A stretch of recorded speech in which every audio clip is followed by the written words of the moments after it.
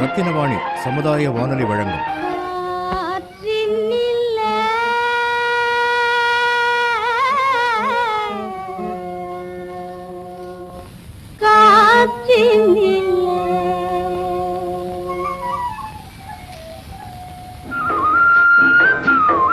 காற்றில் மிதந்து வரும் கணிதம்.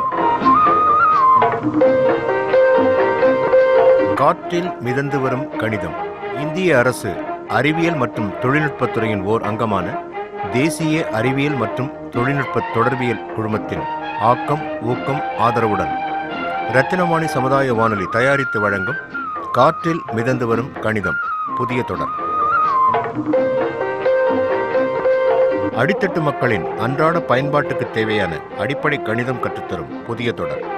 காற்றில் மிதந்து வரும் கணிதம் பகுதி 13.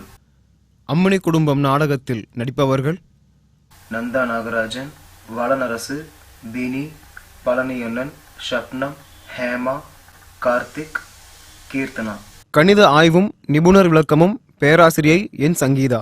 தயாரிப்பில் உதவி நந்தினி எஸ் மேனன். ஒளிப்பதிவு ஒளி தொகுப்பு இணை தயாரிப்பு பாலாஜி விஸ்வநாத்.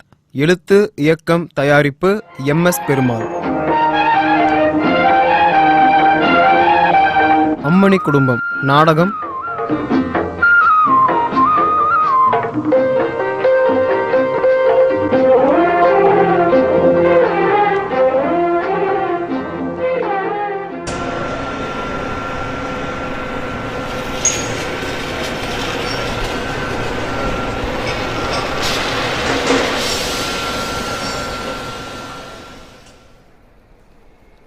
பாத்தியா தண்டவாணி, என் மாப்பிள நாமளே மனசு வந்து வேலை பார்க்கலான்னு வந்தா கரண்ட் பகவான் கருணை போங்கடா போய் டீ சாப்பிட்டு வாங்கடான்னு அனுப்பி வைக்குது.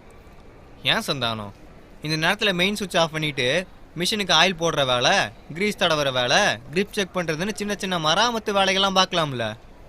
உத்தமரு உன்கிட்ட போய் பேச வந்தோம் பாரு. சின்ன மாப்பிள நீ வாடா, நாம டீ சாப்பிட போலாம். டீ என்ன மாமா, ரோட கிராஸ் பண்ணி போய் டிஃபனே சாப்பிடலாம் வாங்க, பசிக்குது. அதுக்கே ரோட கிராஸ் பண்ணும் ரகுபதி, அம்மா அடை செஞ்சு கொடுத்துருக்காங்க, எடுத்து சாப்பிடு, டிஃபன் பாக்ஸில் இருக்கு. இல்லை அண்ணி மேடம் அந்த பக்கமாக வந்தாலும் வருவாங்கல்ல, வெளியில் போனால் தானே பார்க்கலாம். சின்ன மாப்பிள அவங்க தங்கச்சியும் கூட வந்தாலும் வரலாம், அதிர்ஷ்டக்காரனப்பா நீ. என்னென்ன சொல்றீங்க? அவன் மனசுக்குள்ள ஆசையை வளர்த்துட்டு இருக்கான்பா, சும்மா அவன் திருப்திக்காக அவனை அப்படி சமாதானம் பண்ண. அண்ணன் இது விஷபரிச்ச, அவன் வெகுலின, அந்த பொண்ணு கிடைக்கலன்னா அதிர்ச்சி தாங்க மாட்டான். ஆடா சும்மா டைம் பாஸுக்கு பேசுறோம்ப்பா. தப்புண்ண, அவன் கனவு காண ஆரம்பிச்சிட்டான், விட்டுருங்க. நிலமு மோசமாகறதுக்குள்ள நட்சத்தை புரிய வைங்க. அப்படியா சொல்ற? தா இதை பாருங்க. போட்டோவா? இங்க காட்டு. யார் போட்டோ அது? பிரேமலதாவோட தங்கச்சி நேற்று அம்மா கிட்ட கொடுத்துட்டு போயிருக்காங்களாமா. நீங்களும் எங்கள் குடும்பத்தில் ஒருத்தராச்சே, உங்ககிட்ட ஃபோட்டோவை காட்டி ஒப்பீனியன் வாங்கிட்டு போகலாம் தான் கொண்டு வந்திருக்கேன். போகலாமா மாமா? அட இது யாருன்னு? பிரேமலதா மேடத்தோட தங்கச்சி. மாமா ஃபோட்டோவை பாக்கெட்டில் வச்சுக்கிட்டு தான் என்ன டபாய்ச்சிங்களா? அண்ணி மேடம் தங்கச்சி கண்ணில் பட்டாலும் படலாம்னு. ரொம்ப தேங்க்ஸ் மாமா. ஐயோ சமந்தா மாதிரி இருக்காளே இந்த பொண்ணு, பியூட்டிஃபுல், திருப்பதி லட்டு. ரகுபதி நீ லக்கி மேன்டா. சின்ன மாப்பிள அந்த போட்டோ எப்படி கொடு. மாமா மாமா கோல்டு ஃப்ரேம் பண்ணி என் டிவி மேல வச்சுக்கிறேன் மாமா. முதல்ல போட்டோவை கொடுன்னு சொன்னேன். கொடுக்க மாட்டேனே. ரகுபதி அந்த பொண்ணை மறந்துரு. மாமா மாமா ரகுபதி அந்த பொண்ணுக்கு வேற இடம் பார்த்துட்டாங்களாம். அது எப்படி? நீங்க அண்ணி மேடத்துக்கிட்ட எனக்காக பேசி முடிக்கிறேன்னு சொன்னீங்கல்ல. அவன் போற வேகத்தை பாத்தியா சந்தானம்? உனக்கே அது நியாயமாப்படுதா? தப்புதான் மாப்பிள. யார் மாமா அந்த வேற இடம்? அவன் காலில் விழுந்தாவது இந்த பொண்ணை மீட்டுக்கிட்டு வந்து தாலி கட்டுறேன். ரகுபதி அண்ணன் சொல்றேன், கொஞ்சம் அமைதியா கேக்குறியா? சொல்லுங்கண்ணே. அந்த பொண்ணை கட்டிக்க போறவன் யாருன்னு உங்களுக்கு தெரியுமா? அவன் அட்ரஸ் சொல்லுங்க, இப்பவே போலாம் வாங்க. சின்ன மாப்பிள அப்படி கூப்பிடாதீங்க சார், பழையபடி ரகுபதினே கூப்பிடுங்க. தண்டபாணின்னு நீங்க சொல்லுங்க, அவன் யாருண்ணே? அவன் யாரு அவன் யாருன்னு அவன்கிட்டே கேட்டா.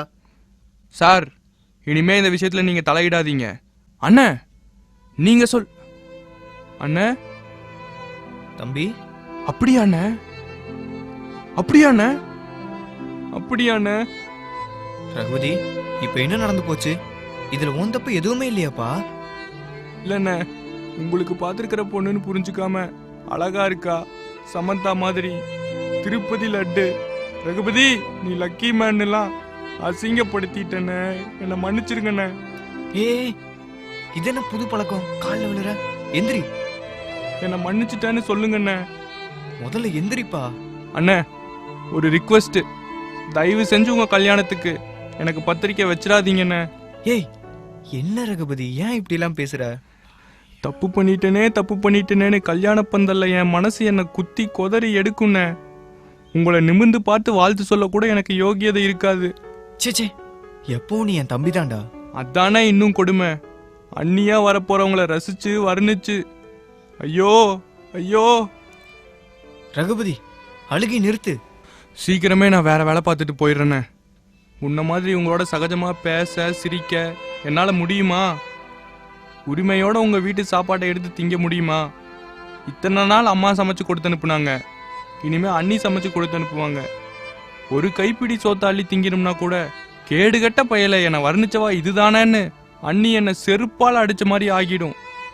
என்னால இதுக்கு மேல இங்க நிக்க முடியலண்ணே, என்னை மன்னிச்சிருங்க. ரகுபதி, நில்லுப்பா. சந்தானம், அவனை சமாதானப்படுத்து. போய் புடிச்சு நிறுத்து. ஒண்ணு கிடக்க ஒண்ணு பண்ணிக்க போறான். சாரி தண்டபாணி.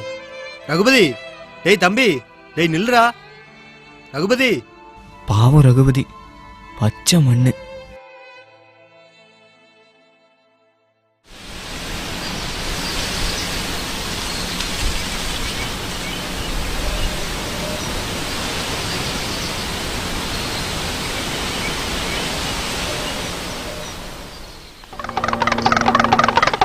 நல்ல காலம் பிறக்குது. சீக்கிரமே இந்த வீட்டுக்கு ஒரு மகாலட்சுமி வர போறா. என்ன குடுகுடுப்புக்காரரே, ராவு பகல் இல்லாம என் வீட்டையே சுத்தி சுத்தி வரீங்க? ஜக்கம்மா அப்படியே சுத்தி வர சொல்றா தாயி. ஜக்கம்மா சொல்றாளா? அப்போ உங்களுக்கு கொண்டாந்த சோத்தை ஜக்கம்மாவுக்கே படைச்சிடவா? ஜக்கம்மா என்ன பட்னி போட மாட்டா தாயி, என் பங்க எனக்கு கொடுத்துடுவா தாயி. நல்லா தான் பேச கத்துக்கிட்டீங்க. அப்படி திண்ணையில உட்காருங்க, இலைய எடுத்துட்டு வரேன், சாப்பிட்டு புறப்படுங்க. யாரத்த, விருந்தாளியா சம்மந்தியா? சம்பந்தம் கை கூட போகுதுன்னு சொன்ன விருந்தாளி ரஞ்சிதம். ஐயா உட்காருங்க, சாப்பிடுங்க. ரஞ்சிதம், இலைய எடுத்து வெயி, அப்படியே தண்ணி சொம்பு பக்கத்துல எடுத்து வெயி. அத்தைக்கு தாராள மனசு, உபசாரம்லாம் பலமா இருக்கு. அவர் சொன்ன வாக்கு பழிச்சிருக்கு ரஞ்சிதம். பிரேமலதா தங்கச்சியை பார்க்க போற நல்ல நேரம் கூடி வந்திருக்குல்ல. மனசார வாழ்த்தினாரு, வயிறார சாப்பிடட்டும். ஒரு நேர சோத்தோட என்னை விரட்டி விடாத தாயி. உன் புள்ள கல்யாணத்துக்கு எனக்கு புது சட்டை, புது வேட்டி, புது துண்டு. புது கருப்பு கோட்டு அதை விட்டுட்டீங்களே. இது ராசியான கோட்டு தாயி, இதை கலட்ட மாட்டேன் தாயி. எம்மா, இந்த சோத்தை இலையோட எடுத்துக்கிட்டு போறேன். பொழுது சாயம் சாப்பிட்டுக்கிறேன் தாயி. வர்றேன் தாயி. நல்ல காலம் பிறக்குது. இந்த வீட்டுக்கு ஒரு மகாலட்சுமி வர போறா. நல்ல சகுனம் தான். பாத்தியா மகா, உங்க கோகிலா டீச்சரோட கல்யாண விஷயமா பேச்சு எடுக்கும் போதே அருள்வாக்கு கேக்குது. என்ன, இந்த வீட்டு ஐயா தான் எங்க டீச்சர் உங்க துணி கடையிலே பாத்திருக்காங்களே, அப்புறம் எதுக்கு அவங்க போட்டோவை எடுத்துட்டு வந்திருக்க? அவங்க அம்மா பார்க்கணும்ல, பிடிச்சிருந்தா நேர்ல வந்து பார்க்க சொல்லுவோம். அது என்ன பிடிச்சிருந்தான்னு கொக்கி போடுற? எங்க கோகிலா டீச்சரை யாருக்கு தான் பிடிக்காது? சரி சரி, தண்டபாணி வீடு வந்துருச்சு, என்ன கொஞ்சம் பேச விடு. வல்லன்னு நீயே உங்க டீச்சர் புராணத்தை வாசிக்காத. அண்ணே, எங்க பைய காட்டு. ஏமா?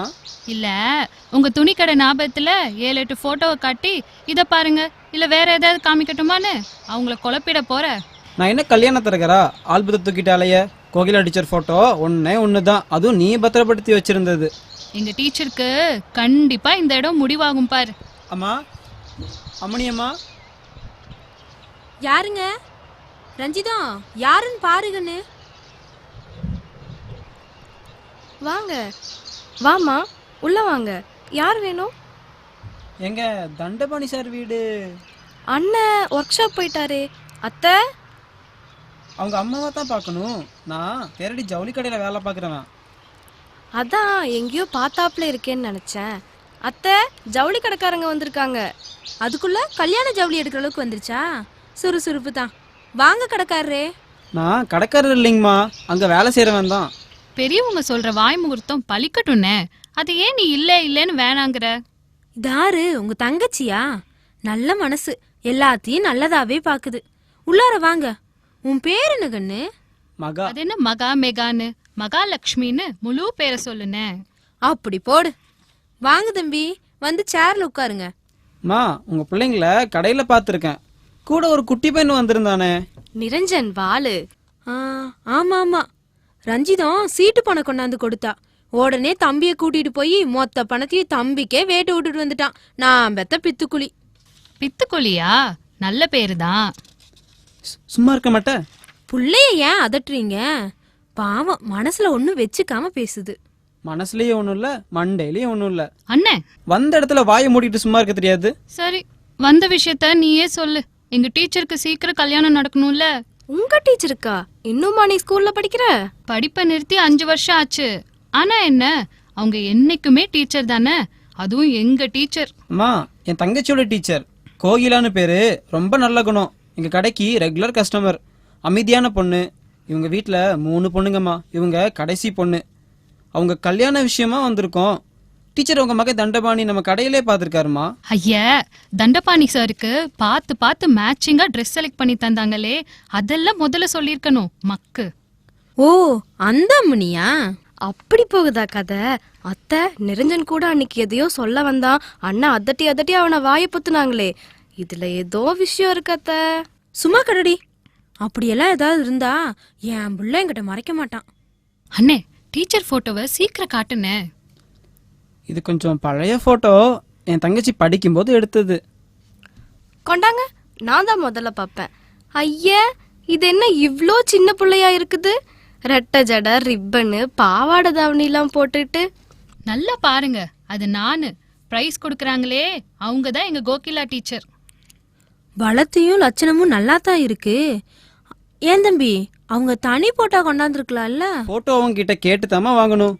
உங்க அபிப்பிராயம் தெரிஞ்சுக்காம திடுப்புன்னு போட்டோ கொடுமான்னு எப்படி கேக்குறது? அதான் என் தங்கச்சி ஆல்பத்துல இருந்து பிச்சு கொண்டாந்துருக்கேன். அதனால என்ன? ஆனா ஒரு விஷயம் தம்பி. என்னம்மா தயங்குறீங்க? ரொம்ப நல்ல இடமா.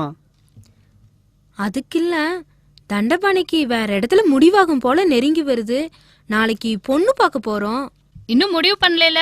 அப்புறம் என்ன, இன்னைக்கே எங்க டீச்சரை வந்து பாருங்க. உங்களுக்கும் பிடிக்கணும். நாளைக்கே உங்க மகனை தாலி கட்ட சொல்லுவீங்க பாருங்க. அது இல்ல கண்ணு. ஏன் தான் தயங்குறீங்க? கல்யாணம்னா 1க்கு 4 இடம் பார்த்து செலக்ட் பண்றதுல தப்பில்ல அத்தை. ரொம்ப தேங்க்ஸ்க்கா. அம்மா, அவங்க சொல்றாங்கல்ல, கேட்டுக்கோங்க. இன்னாருக்கு இன்னாருன்னு என்னைக்கோ எழுதி வச்சிருப்பான்ல, அதையும் தான் பாப்போம்.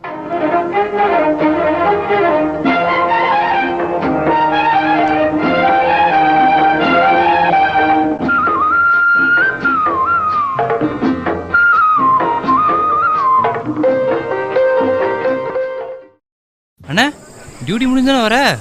நீ நீ வீட்டுக்கு போகல? என்னண்ணே, யூனிஃபார்ம் கூட மாத்தாம கடை வீதிக்கு வந்திருக்கிற? அது ஒன்றும் இல்லடா தம்பி.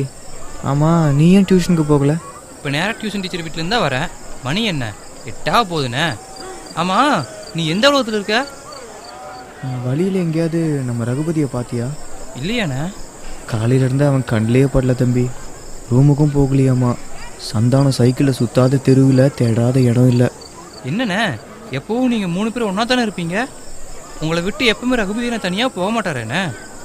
அதான் தம்பி கவலையாக இருக்கு. என்ன, ஏதாவது பிரச்சனையா? பிரச்சனைன்னு இல்லை, அது காலையில். சரி நீ வீட்டுக்கு புறப்படு. அம்மா தேட போகிறாங்கடா. அம்மா உன்னையும் தான் தேடுவாங்க, வானே போகலாம். இல்லைடா, மனசுக்குள்ளே ஒரே குழப்பமாக இருக்குது. இப்படி காத்தாட மண்டபத்தில் கொஞ்ச நேரம் உட்காந்துட்டு வரேன்டா. நீ போய் சாப்பிடு, பசி தாங்க மாட்டடா தம்பி.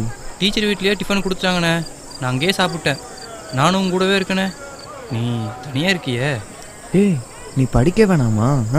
போ, அண்ணன் சொன்னா கேப்பல்ல. அண்ணே, சீக்கிரமா வந்துருண்ணே. சரி தம்பி, ஒருவேளை ரகுபதி என்னை தேடி நம்ம வீட்டுக்கு வந்தா நான் இங்கேயே கூப்பிட்டு வரேண்ணே. எதுக்கும் நீ நேரம் கடத்தாம வந்து சேருண்ணே. சரிடா தம்பி. அண்ணே, சாயந்தரம் வயிற்றுக்கு ஏதாவது சாப்பிட்டியா இல்லையா? நான் வேணா வீட்டுக்கு போய் ஏதாச்சும் எடுத்துகிட்டு வரட்டுமா? அதெல்லாம் வேணாம்ப்பா, நீ புறப்படு. குளிர்ந்த காற்று முகத்தில் பட்டா எல்லாம் சரியாயிரும். அண்ணே, வந்துருண்ணே. வரேன், கவலைப்படாமல் போடா தம்பி.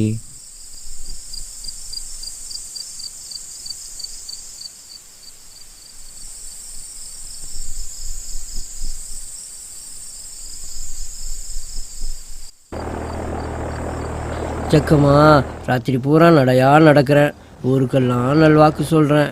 என்னை உட்கார வச்சு சோறுபட்ட மகராசிய இன்னைக்கு தான் என் கண்ணில் காட்டியிருக்க. அந்த புண்ணியவாதியும் அவங்க பிள்ளைங்களும் நல்லா இருக்கணும். யாரு பார்த்தா குடுகுடுப்பக்கார மாதிரி இருக்கே. ஆமா தம்பி, அலைஞ்சு திரிஞ்சு ஆஞ்சு ஓஞ்சு இப்பத்தான் ஒருவா சோறு திங்க உட்கார்றேன். இந்தாங்க ஐயா. என்ன தம்பி இது? டிஃபன் கொண்டாந்தேன், மத்தியானம் சாப்பிடல, சாப்பிட தோணல, நீங்க எடுத்துக்கங்க. இலை பாத்திரம் ஏதாவது இருக்கா? அந்த புண்ணியவதி இலை நிறையா சோத்தை போட்டு கொடுத்துருக்காங்க தம்பி, அதையே இப்போதான் திங்க உட்காந்தேன். பரவாயில்ல, அடை தான், கெட்டு போகாதுங்க. அப்புறம் பசிச்சா சாப்பிட்டுக்குங்க. நீங்களும் என்ன மாதிரி நைட் ஷிஃப்ட் ஆளு தானே? ஒர்க் ஷாப்ல வேலை பார்க்குற பிள்ளையா?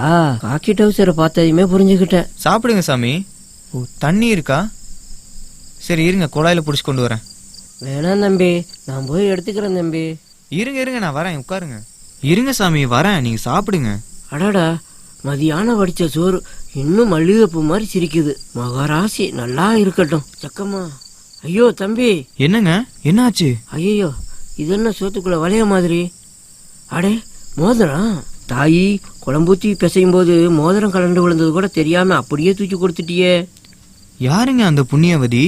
திண்ணையில உட்காருங்க, இங்கேயே சாப்பிடுங்கன்னு சொன்னாங்களே, அங்கேயே சாப்பிட்டு இருந்தா அப்பவே பார்த்துருப்பேனே, அங்கேயே கொடுத்துருப்பேனே. ஏன் ஐயா பதறீங்க?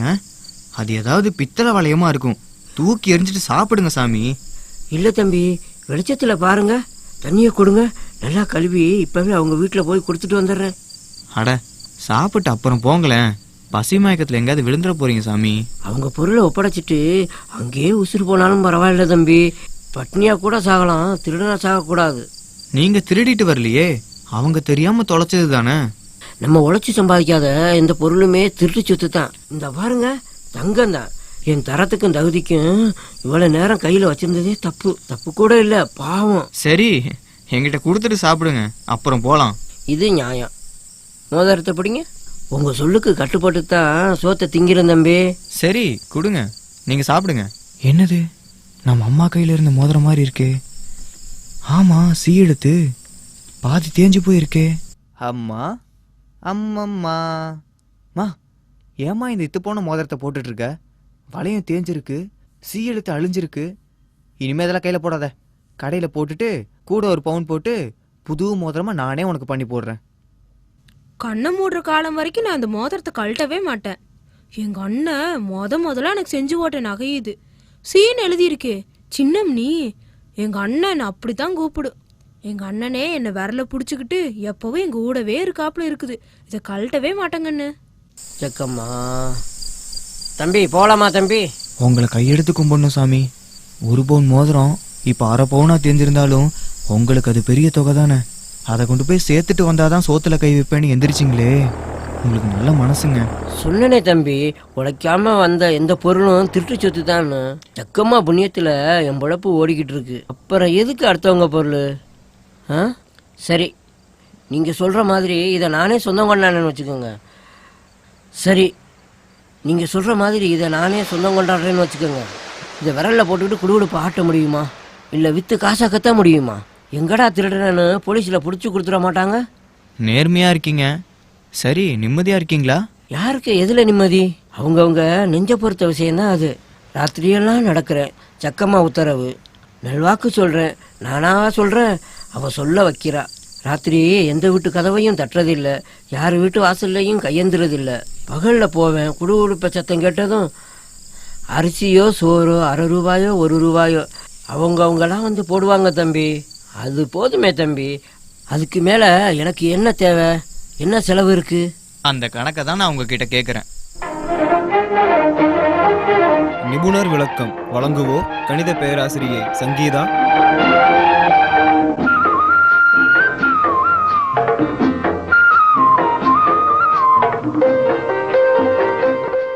நேயர்களே, எனக்கு ஒரு இன்ட்ரெஸ்டிங்கான ஒரு கேரக்டர் எடுத்துட்டு அதில் கணக்கோட பயன்பாடை பற்றி சொல்ல போகிறேன். என்னடா அந்த இன்ட்ரெஸ்டிங்கான கேரக்டர்னு யோசிச்சுட்டு இருக்கீங்களா? இப்போ மனுஷனுக்கு பார்த்திங்கன்னா தூக்கத்தில் ஏதாவது ஒரு விஷயத்த கேட்டான்னா அடுத்த நாள் தொடங்கும்போது நமக்கே தெரியாமல் அந்த ஒரு குறிக்கோளை வச்சுட்டே நம்ம வேலை செய்வோம். அப்படி நடுஜாமத்தில் நம்ம குடும்பத்தை பற்றியும் நம்ம வாழ்க்கையில் வரப்போகிறத பற்றியும் நமக்கு ஒரு சின்ன ஒரு அலர்ட்னஸ் கொடுத்து நம்மளை ஒரு நல்ல வழியில் தூண்டி விடுற ஒரு பர்சன்னு பார்த்தீங்கன்னா அது யாருன்னா குடுகுடுப்புக்காரன்னு சொல்லுவாங்க. இவங்கெல்லாம் வந்து ஒரு கடவுளோட உருவமாக வந்து ஜெக்கமா அப்படின்னு ஒரு வேர்டை சொல்லிட்டு ஒரு குடுகுடுப்பு ஓசையோட ஒரு குறி சொல்லிட்டு இருப்பாங்க.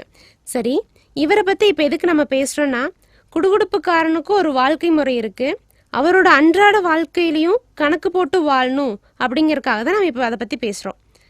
இந்த குடுகுடுப்புக்காரன் பார்த்தீங்கன்னா ராத்திரியில் வந்து குறி சொல்லும்போது அவங்க எதையுமே எதிர்பார்க்காம தான் வருவாங்க.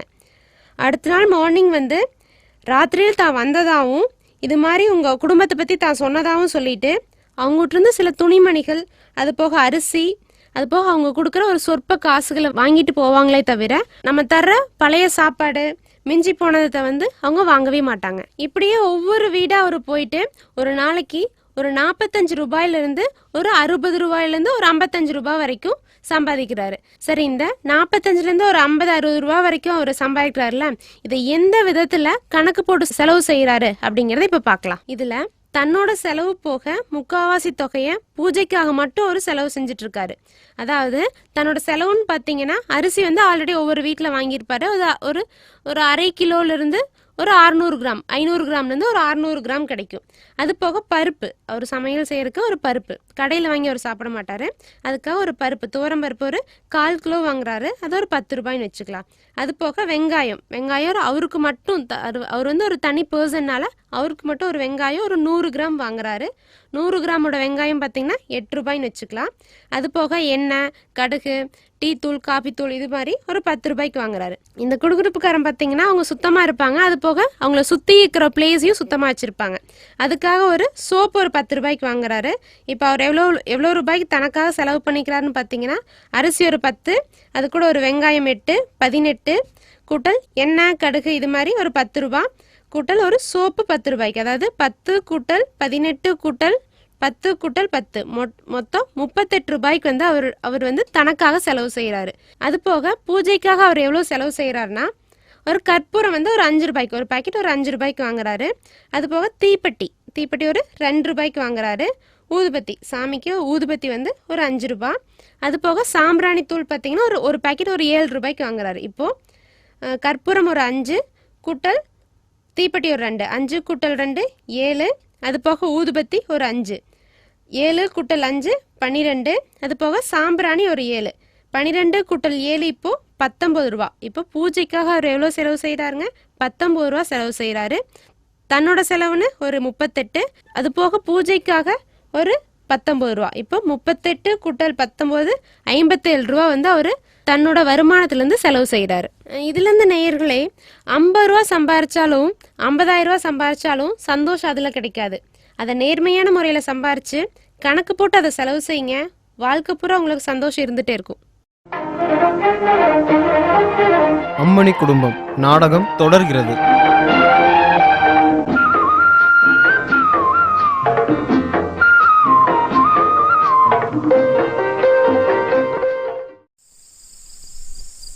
கண்ணு, என்ன குழப்பம் உனக்கு? சோறு தண்ணி இல்லாம பண்டார பரதேசி மாதிரி இப்படி மண்டபத்துல வந்து உட்கார்ந்துட்டு இருக்கிறியே, எழுந்துரு கண்ணு, முதல்ல வீட்டுக்கு போலாம். முதல்ல உங்க அண்ணனை கெட்டியா பிடிச்சிக்கோ. இந்தா இந்த மோதிரம் இது எப்படி கண்ணு உன் கைக்கு வந்தது? மத்தியானத்துல இருந்து மனசே சரியில்லை. கையில இந்த மோதிரத்தை காணோனதுமே அபசகனமா தோணுச்சு. எங்க அண்ணன் வரவு ஒரேடியா அத்து போயிடுச்சோன்னு கண்ணு நெஞ்சு கலங்கியே போச்சு. தாயி, இவரு உண்மகனா? உன்ன மாதிரியே நல்ல மனசு. என்னையும் மனுஷனா மதிச்சு சோத்த திங்காம எந்திரிக்க கூடாதுன்னு என்ன பசியார வச்ச உத்தம ராசா. இந்த உத்தம ராசாவுக்கு தான் ஒரு மகாலட்சுமியை தேடிக்கிட்டு இருக்கோம். வீடு தேடி வருவான்னு சொன்னீங்களே, உங்க வாக்கு பழிக்கட்டும். புத்தி சொல்லி அனுப்புங்க குடுகுடுப்புக்காரரே. நானா சொல்றேன், சக்கம்மா வாக்கு. முதல்ல மோதிரத்தை கையில போடுமா. இந்தா போட்டுங்கண்ணே, இப்போ உனக்கு சந்தோஷம் தானே? இல்லம்மா, மோதிரம் நழுவி விழுற அளவுக்கு உன் விரல் சதையெல்லாம் வத்தி போயிருச்சேம்மா. அதை நினைச்சா அழுகதாமா வருது. நேயர்கள் இதுவரை கேட்டது காற்றில் மிதந்து வரும் கணிதம் பகுதி 13.